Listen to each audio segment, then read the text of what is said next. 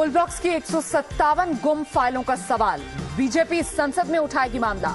लोकसभा में कोयला मंत्री आज देंगे बयान। कमलनाथ ने कहा, फाइलों को रखने की जिम्मेदारी पीएम की नहीं है। आखिर और कितना गिरेगा रुपया? आज भी बनाया गिरावट का नया रिकॉर्ड। $1 की कीमत 65 रुपए 11 पैसे तक पहुंची।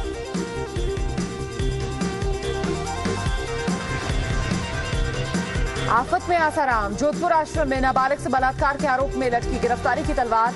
आश्रम ने करार दी गहरी साजिश।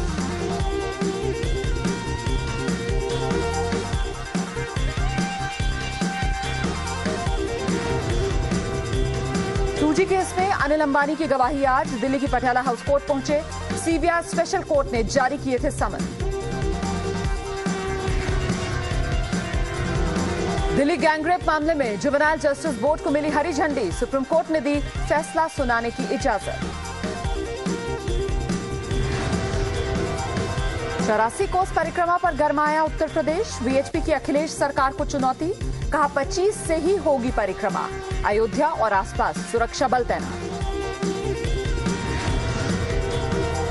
सीरिया के गृह युद्ध में रासायनिक हथियारों से नरसंहार की आशंका। विपक्ष के मुताबिक 1,1500 से ज्यादा की मौत। सरकार का इनकार। दिल्ली के अस्पतालों में महफूज नहीं है आपका बच्चा। दीनदयाल अस्पताल में 9 महीने में दूसरी चोरी। बातों में उलझाकर 6 महीने के बच्चे को उड़ा ले गई एक महिला।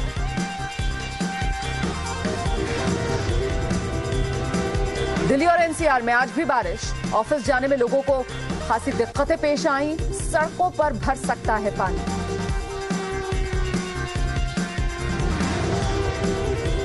अमेरिका में पहली बार लोगों के सामने आई उड़ने वाली कार। करीब 20 मिनट तक हवा में रही कार। 2015 से बिक्री शुरू होने की उम्मीद है।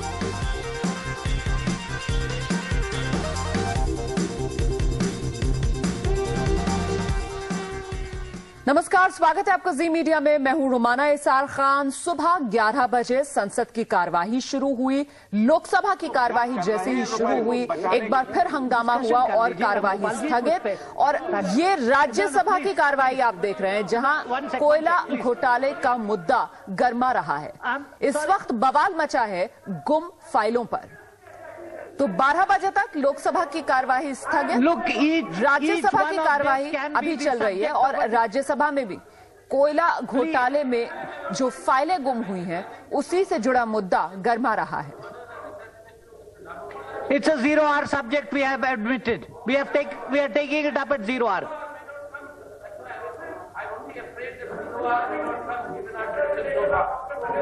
Having invented 0 hour will certainly come.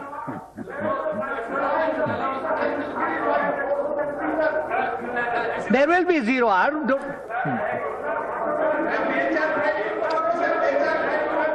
Please, भाई आपके नेता बोल चुके हैं, अब आप बैठ जाइए प्लीज। प्लीज बैठ जाइए रूपाला जी। No, please sit down. Let's get on with the question hour. No, there'll be no suspension of question hour. If you want a discussion, have a discussion. No. Please, no. Dr. Maitriyan, this is not going on record. No. You want to discuss it? Please, this is not going on record. Please, because this is not the time for it. Dr. Maitriyan, please. No, please, sorry. Don't. This is not the time to do it.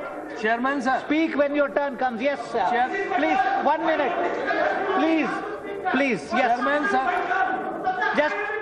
Just 1 minute बैठ जाइए, please जरा बैठ जाइए। 1 minute बैठ जाइए भाई, एक minute बैठ जाइए।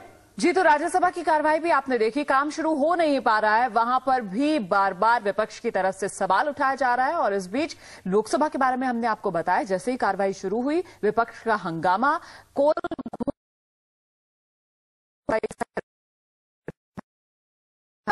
कि गुम हुई फाइल्स पर संसद में विपक्ष और सरकार के बीच टकराव सीधे सीधे देखने के लिए मिल रहा है। संसदीय कार्य मंत्री ने दो टूक कह दिया है, प्रधानमंत्री का काम फाइलों की हिफाजत करना नहीं है और ना वो उस स्टोर रूम में रहते हैं जहां फाइलें रखी जाती हैं।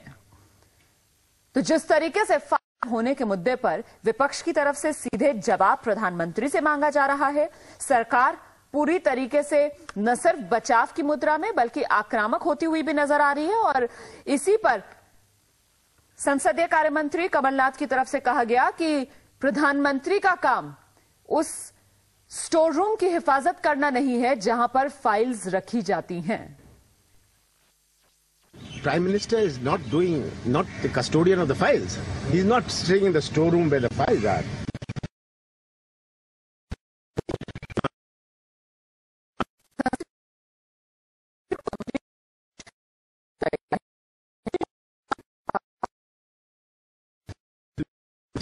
And the coal minister should appropriately reply. The coal minister is ready to make a statement. On the floor of the House, he did it in Rajya Sabha, and he can do it in Lok Sabha. If it's a matter concerning a ministry, the coal minister himself has said that files were not traceable. The coal minister is responsible for it, and he must explain to the House if the House so wants to know. तो कोयला घोटाले से जुड़ी 157 फाइलें कहां हैं, ये सवाल गूंज रहा है। लोकसभा की कार्रवाई पहले ही 12 बजे तक स्थगित हो गई थी और अब 15 मिनट के लिए हंगामे की वजह से राज्यसभा को भी स्थगित करना पड़ा है। वहीं केंद्रीय मंत्री राजीव शुक्ला की तरफ से क्या असर है, ये भी सुनिए। And the reason which they are citing is that it's during his period when he was holding the charge of coal ministry also. Prime Minister holds the charge of from 1993 onwards. So there were at least 11 coal ministers in between, including top BJP leaders who were also holding, additional charge of coal ministry. So all the former coal ministers should also be called to make a statement on the floor of the House with that logic. There's no logic in that. The files they have been lost during this, in last few months or maybe last few half months or so, 6 months or so. The current coal minister is willing to make a statement. He has already made a statement on the floor of the House in Rajya Sabha. And actually, leader of opposition, others have sought clarifications also from him. So, if they want him to make a statement. Shukla की बात कह रहे हैं कि जो मांग विपक्ष की तरफ से उठाई जा रही है पूरी तरीके से गैर वाजिब है, क्योंकि जिस वक्त की कोल फाइल्स गायब हुई हैं, इस दौरान तो बीजेपी के भी कई वरिष्ठ मंत्री ऐसे रहे हैं जिन्होंने कोल मंत्रालय को संभाला है। तो विपक्ष की तरफ से जो मांग है उसे खारिज करते हुए नजर आए राजीव शुक्ला, और ये मुद्दा विपक्ष छोड़ने के मूड में नजर नहीं आ रहा है। इसी वजह से हमने आपको बताया, चाहे लोकसभा हो चाहे राज्यसभा, दोनों जगह हंगामे की वजह से स्थगित करनी पड़ी है कार्यवाही। लोकसभा 12 बजे तक स्थगित की गई है और राज्यसभा की अगर बात की जाए तो 15 मिनट दिया गया है। तो जैसे ही सदन की कार्रवाई शुरू होगी, हम एक बार फिर से रुख करेंगे लोकसभा और राज्यसभा का। इस बीच आपको बताते हैं कि बीजेपी के नेता प्रकाश जावड़ेकर ने इस मुद्दे पर किस तरीके से सरकार को घेरा है।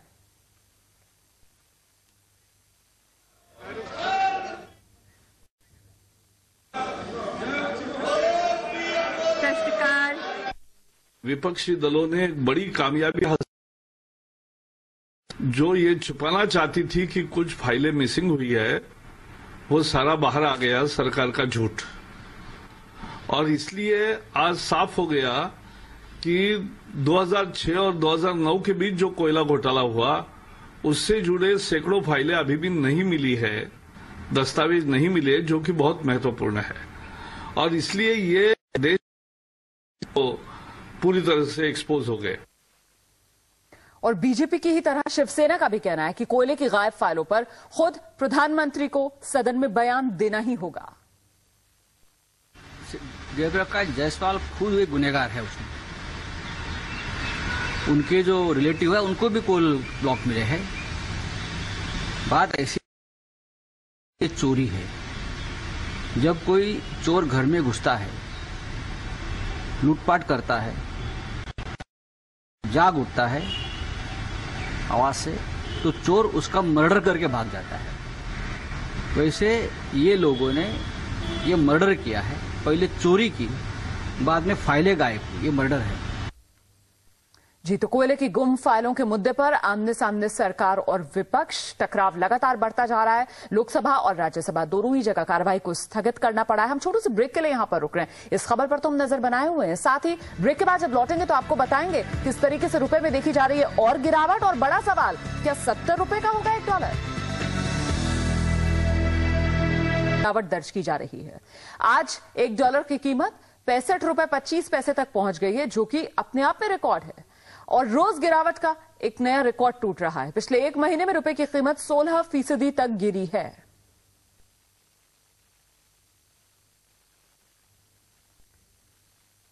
जी, तो रुपया है कि रुकता ही नहीं, लगातार नई गिरावट का रिकॉर्ड बनाता हुआ नजर आ रहा है रुपया। ऐसे में कुछ सवाल कि आखिर क्यों नहीं संभल पा रहा रुपया, सरकार क्यों कुछ कर नहीं पा रही है। देश के प्रधानमंत्री तो अर्थशास्त्री हैं, फिर भी कोई कारगर कदम क्यों नहीं उठा पा रहे। और सबसे बड़ा सवाल, गिरावट रोकने के लिए आरबीआई क्या कदम उठाएगा। इस बीच पूर्व वित्त मंत्री और बीजेपी के नेता यशवंत सिन्हा का कहना है कि डॉलर की कीमत 70 रुपए से भी नीचे जाने की आशंका जल्दी ही सच साबित होगी। पहले 55 से 56 हुआ, 56 से 57 हुआ, 57 से 58, फिर हम सांस रोक के बैठे रहे कि क्या 60 पार करेगा। आपको याद होगा वह दिन भी 60 पार कर गया। आज के दिन मैं ये कहना चाहता हूं कि देखिए, मेरा एक आकलन था कि हो सकता है कि इस साल के अंत तक रुपया डॉलर की तुलना में 65 रुपए पर जाए, लेकिन इतनी तेजी से गिरावट होगी रुपए में, इसकी कल्पना मैंने भी नहीं की थी। आज मैं अपनी तरफ से कोई आंकड़ा नहीं पेश कर रहा हूं, लेकिन इतना कहना चाहूंगा कि अनेक लोग हैं देश में और देश के बाहर जो ये कह रहे हैं कि रुपया 70 के पास जाएगा। और अब बात करते हैं बड़ी मुसीबत में फंसे आसाराम बापू की। नाबालिग के गैंगरेप के आरोप में घिरे मशहूर संत आसाराम पर गिरफ्तारी की तलवार लटक रही है। दिल्ली में केस दर्ज होने के बाद जोधपुर में भी एफआईआर दर्ज हो चुकी है। आसाराम का जोधपुर आश्रम कल ही सील किया जा चुका है। आसाराम इस वक्त अहमदाबाद में हैं। वो जोधपुर हाईकोर्ट पे अग्रिम जमानत की अर्जी दे सकते हैं। कभी जमीन तो कभी आश्रम में बच्चों की मौत को लेकर आसाराम पहले भी कई बार विवादों में रहे हैं, लेकिन इस बार मामला रेप का है और वो भी आरोप सीधे उन्हीं पर लगाया गया है। ऐसे में दोषी पाए जाने पर उन्हें 7 साल तक की सजा हो सकती है। हालांकि आसाराम के भक्त इसे उनके खिलाफ एक बड़ी साजिश बता रहे हैं।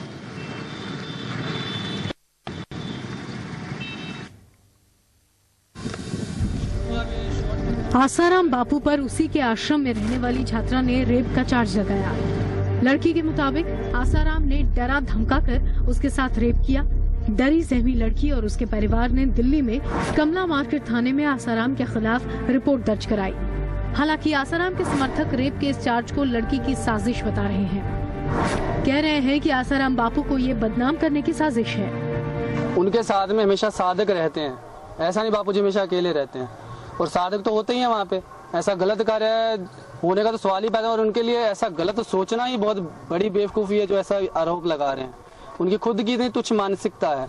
ऐसे लोग तो फिर किसी के ऊपर भी उठ के लांछन लगा देंगे। लड़की ने बदनाम करने की साजिश रची या आसाराम ने अत्याचार किया, इस बात की जांच पड़ताल पुलिस करेगी।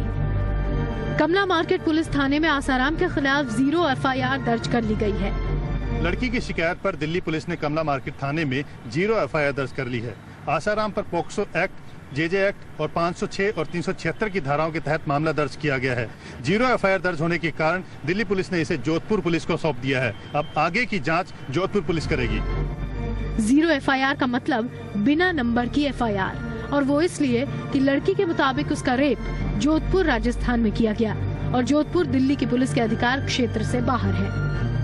हमें एक माइनर लड़की की तरफ से शिकायत आई थी सेक्सुअल असॉल्ट की, जिसके ऊपर हमने 0 एफआईआर दर्ज की है, और इसके साथ साथ हमने विक्टिम का 164 सीआरपीसी का स्टेटमेंट जुडिशियल मैजिस्ट्रेट के सामने रिकॉर्ड करवाया है। और उसके बाद इस पूरे मामले को हमने जोधपुर पुलिस को ट्रांसफर किया है, क्योंकि ये घटना जोधपुर में हुई थी।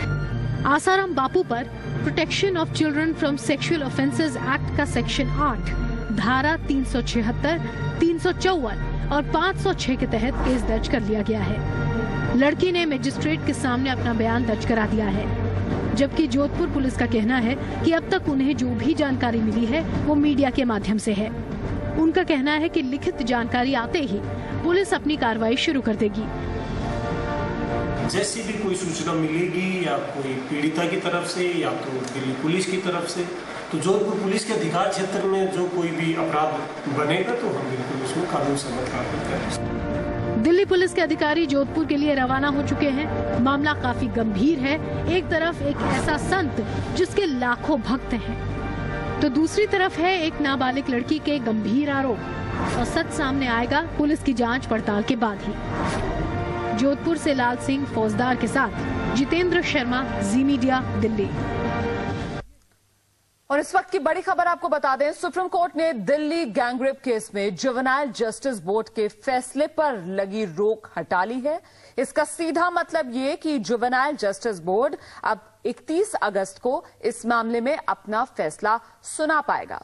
16 दिसंबर को दिल्ली की सड़कों पर चलती बस में एक लड़की के साथ जो दरिंदगी हुई थी, वही ये मामला है। उसी मामले में एक आरोपी जो नाबालिग था, जिसकी उम्र 17 साल थी जिस वक्त उसने इस जुर्म को अंजाम दिया, उसी से जुड़ा ये मामला। इस मामले में एक याचिका सुप्रीम कोर्ट में दाखिल की गई थी नाबालिग की उम्र के सिलसिले में कि 17 साल जो उसकी उम्र है, इस वजह से उसे माइनर ना माना जाए जिस वक्त उसे सजा दी जाए, बल्कि उसकी जो मानसिक मैच्योरिटी है उसे ध्यान में रखकर, जैसा कि अडल्ट्स को सजा दी जाती है उसी लिहाज से उसे भी सजा दी जाए। तो अदालत ने इस मामले में जो जुवेनाइल जस्टिस बोर्ड अब तक अपना फैसला नहीं सुना पा रहा था, फैसले पर लगी रोक को हटा लिया है। हम फिलहाल छोटे से ब्रेक के लिए यहां पर रुक रहे हैं और ब्रेक के बाद बड़ा सवाल, क्या 84 कोस में नपेगा 2014?